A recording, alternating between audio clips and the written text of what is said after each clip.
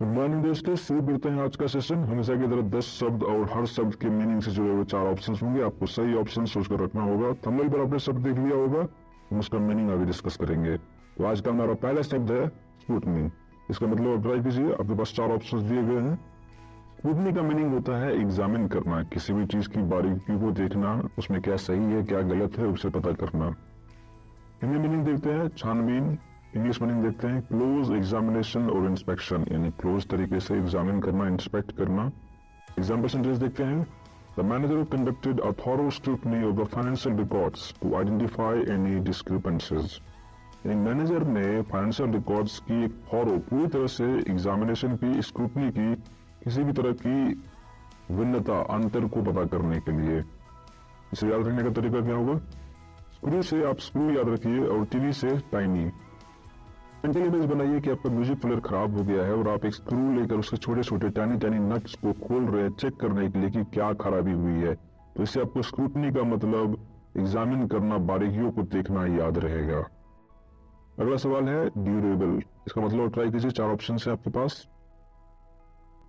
Answer है B long lasting. Durable का मतलब होता है कोई भी चीज जो लंबे समय के लिए चले।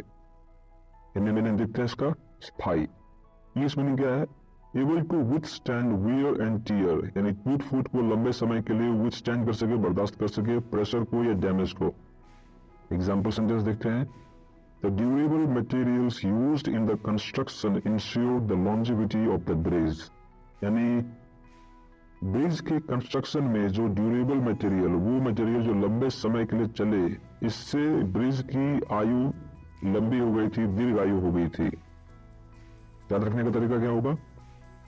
ड्यूर से आप दूर याद रखिए, एबल से एबल। एक मेंटल इमेज बनाइए कि एक इंसान जो लंबे समय के लिए चल सकता हो। फिर से आपको मतलब याद रहेगा, ड्यूरेबल का मतलब जो लंबे समय के लिए चले।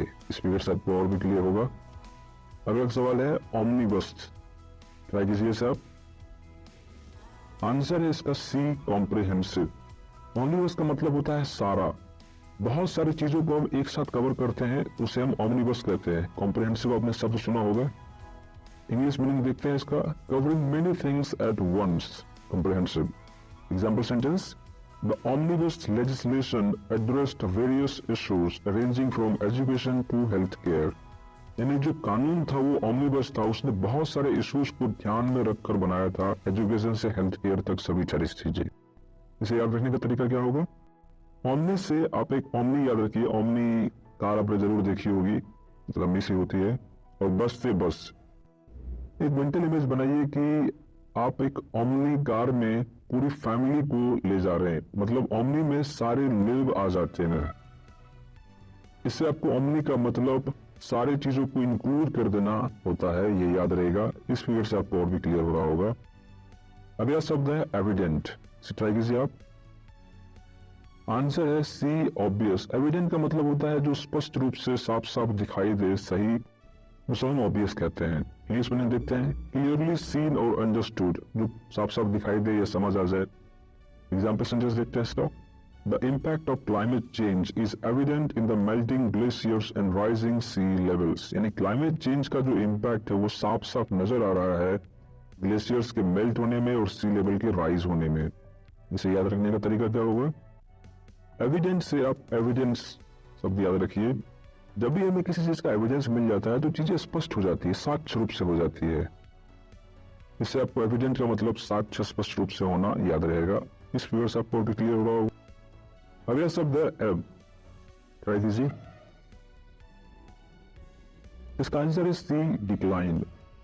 एब का मतलब होता है किसी भी चीज में कमी आना, धीरे धीरे कम हो जाना।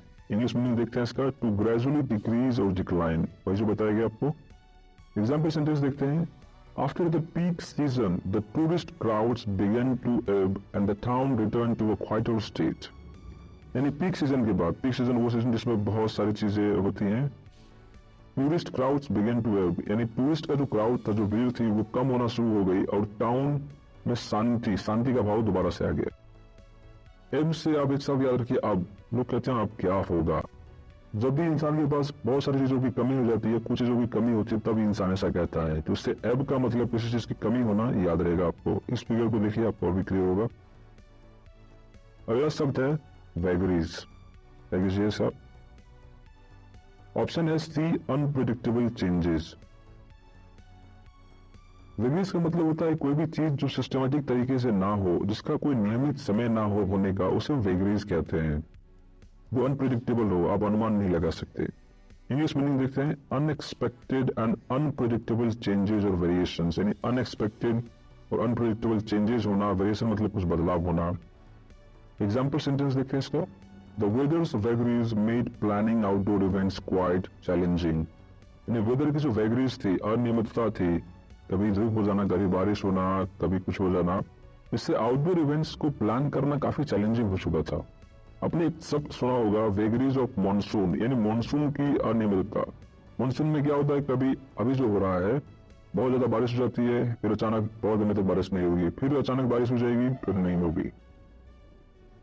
इसे याद रखने का तरीका क्या होगा, वेगरी से आप बेकरी याद रखिए।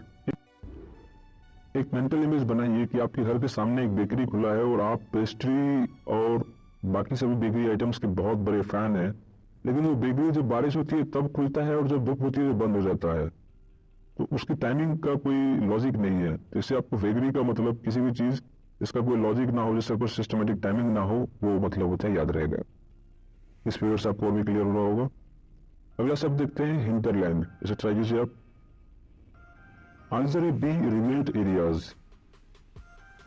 हिंटरलैंड उन एरियाज को बोलते हैं जो कम डेवलप्ड होते हैं, जो मेन सिटी से दूर होते हैं, जहां पॉपुलेशन भी बहुत कम होती है। इंग्लिश मीनिंग देखते हैं द रिमोट और less developed areas of a country, यानी दूर दराज के जो प्रदेश होते हैं उन्हें हम हिंटरलैंड कहते हैं, the back country. Example sentence देखते हैं इसका, the explorer ventured into the hinterland discovering untouched landscape. Explore मतलब जो भी जो खोज करना चाहते हैं वो हिंटरलैंड में अंदर गए, आंध्र प्रदेश के अंदर गए और उन्होंने कुछ अनटच्ड लैंडस्केप, यानी कुछ ऐसे भूदृश्य देखे जिसे में लगभग अनटच्ड था, बहुत कम लोग उसे यूज करते थे, उसे हम अनटच्ड लैंडस्केप कहते हैं। और ऐसा होगा भी क्योंकि वहां पॉपुलेशन बहुत कम। इसे याद रखने का तरीका क्या होगा, हिंटर से आप हंटर याद रखिए और लैंड से लैंड। एक मेंटल इमेज बनाइए कि एक हंटर कहीं भी कहाँ जाएगा, क्या वो सिटी में हंट करेगा? नहीं। एक ऐसे एरिया में जहाँ जंगल हो, जहाँ पॉपुलेशन कम हो, जो सिटी से दूर हो, तो इससे आपको हिंटरलैंड का मतलब याद रहेगा, कोई एक ऐसा एरिया जो सिटी से दूर हो, जहाँ चहल पहल बहुत कम हो, लेस। इस फिगर से आपको और भी क्लियर हो रहा होगा। अगला शब्द है अनइनवाइबल। इसका मतलब क्या कीजिए आप। आंसर है सी अनप्लेजेंट। अनइनवाइबल का मतलब होता है कोई भी चीज जो डिजायरेबल ना हो, मुश्किल हो, असुहावना हो। इंग्लिश में देखते हैं इसका, नॉट डिजायरेबल, डिफिकल्ट और अनप्लेजेंट। एग्जाम्पल सेंटेंस देखते हैं, being responsible for the unpopular decisions was an unenviable task for the leader. यानी कुछ ऐसे डिसीजंस जो अनपॉपुलर थे उसके लिए जिम्मेदार होना उस लीडर के लिए एक अनइनवाइबल टास्क था, एक असुहावना टास्क था, जिसमें उन्हें अच्छा नहीं लगता था, अनडिजायरेबल था। इसे याद रखने का तरीका क्या होगा, अन से उल्टा, उल्टा होता है इंग्लिश में मतलब, इनवाइट से इनवाइट आप याद रखिए, यानी उल्टा इनवाइट, यानी कोई एक ऐसा इंसान या कोई एक ऐसा इंसिडेंट जो इंसान इनवाइट नहीं करना चाहता। इनवाइट किसे नहीं करना चाहता, जिसे वो पसंद नहीं करता। अनडिजायरेबल, जो मुश्किल हो, असुहावना हो। जिससे आपको अनइनवाइबल का मतलब असुहावना, अनडिजायरेबल, डिफिकल्ट याद रहेगा। इस पर से आपको और भी क्लियर हुआ होगा, एक ऐसा इंसान जो अनइनवाइटेड है। अगला सवाल है स्पाइगॉट। इसे ट्राई कीजिए आप।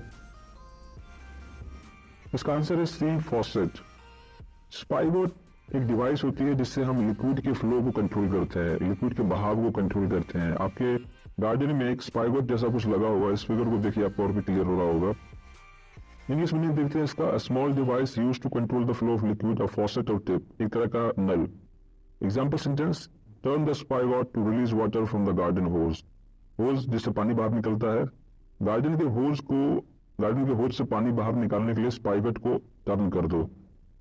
आपने इस फिगर से देखा होगा कि इसे टर्न किया जाता है। इसे याद रखने का तरीका क्या होगा, स्पाई से स्पाई, गॉड से गॉड। गॉड का मतलब होता है मिल गया कोई भी चीज। मैच कीजिए कि आपके घर में चोरी हो रही है और आपको पता नहीं चल रहा है कि चोरी हो कैसे रही है, तो आपने अपने गार्डन के स्पाइगॉट में एक कैमरा लगा दिया और उस कैमरे से आपको मालूम पड़ गया कि चोर कौन है, रामू काका। इसलिए स्पाइगॉट से फॉसेट, टेप, गार्डन का वो फॉसेट याद रहेगा आपको मतलब इसका। क्वेश्चन नंबर 10 देखते हैं, वीगर। ट्राई कीजिए आप इसे। इसका आंसर है एनर्जी। विगर का मतलब होता है फिजिकल स्ट्रेंथ, ताकत, ऊर्जा, अच्छी हेल्थ का होना, उसे हम विगर कहते हैं। Regular exercise contributes to maintaining vigour and overall well being, यानी रेगुलरली एक्सरसाइज करने से फिजिकल स्ट्रेंथ, ताकत और ओवरऑल वेल बीइंग यानी खैरियत बनी रहती है। इसे याद रखने का तरीका क्या होगा? विगर से आप फिगर याद रखिए, वैसे इतना अच्छा नहीं है लेकिन याद रखने के लिए एक मेंटल इमेज बनाइए कि आप बहुत एक्सरसाइज करते हैं, इससे आपका फिजिकल स्ट्रेंथ काफी अच्छी है, आपकी बॉडी काफी फिट है, अट्रैक्टिव है। तो सब विगर का मतलब फिजिकल स्ट्रेंथ, एनर्जी, अट्रैक्टिव होना याद रहेगा। इस फिगर को देखो आपको और भी क्लियर हुआ होगा। आज का बोनस वर्ड है सेरेंडिपिटी। सेरेंडिपिटी का मतलब होता है ए ब्लिस। इसे मैंने अपने प्रीवियस सेशन में कवर किया है, आप चाहे तो उन्हें देख सकते हैं। इंग्लिश मीनिंग देखते हैं इसका, the occurrence and development of events by chance in happy और बेनिफिशियल वे, यानी लक और चांस से कोई एक अच्छी चीज आपके साथ होती है तो उसे हम सेरेंडिपिटी कहते हैं। एग्जांपल में देखते हैं, by pure serendipity I stumbled upon my lost toy behind the sofa, यानी प्योर लक और चांस से मैं सोफे के पीछे अपने खोए हुए खिलौने को पा गया। इसे याद रखने का तरीका क्या होगा? सिरेन से आप सेरेन याद रखिए, डीपी से डीपी और पीटी से पीटी। एक मेंटल इमेज बनाइए कि शाम का समय था, आप एक गार्डन में, शांति बनी हुई थी, आप दौड़ते हुए, पीटी करते हुए एक डीपी ले रहे थे और अचानक आपको एक अलादीन का चिराग दिखा जो सोने का था। आपने जाकर उसे घिसा, जिन बाहर निकला और उसने आपसे पूछा कि आपको क्या चाहिए। तो ये सब क्या आपके लक और चांस से नहीं हुआ? इससे सेरेंडिपिटी का मतलब लक और चांस से कोई एक अच्छी चीज का होना, मतलब आपको याद रहेगा। सबको मेंटल इमेज नहीं दे रहा हूँ, बना सकते हैं। इससे जुड़ा हुआ पीडीएफ आपको डिस्क्रिप्शन में मिल जाएगा, जो 60 पेज का पीडीएफ होगा। उस पीडीएफ में सभी शब्द के मतलब, उससे जुड़े हुए इमेजेस सब कुछ आपको दिए गए हैं, जिससे आपको दोबारा ये वीडियो देखने की जरूरत ना पड़े। उसमें पहले पेज में सारे शब्द दिए गए हैं, उन शब्दों को देखिए, उनका मतलब याद रखिए। अगर कोई मतलब आप भूल जाते हैं तो आप उस पीडीएफ को रेफर कर सकते हैं उसका मतलब जानने के लिए। दोस्तों, अगर आपको ये कंटेंट अच्छा लगा हो तो आप चैनल को सब्सक्राइब कर सकते हैं, वीडियो को लाइक और शेयर कर सकते हैं। कमेंट्स में आप बता सकते हैं कि आपको सबसे अच्छा शब्द और सबसे अच्छा मीनिंग कौन सा लगा, याद रखने का तरीका कौन सा सबसे अच्छा लगा।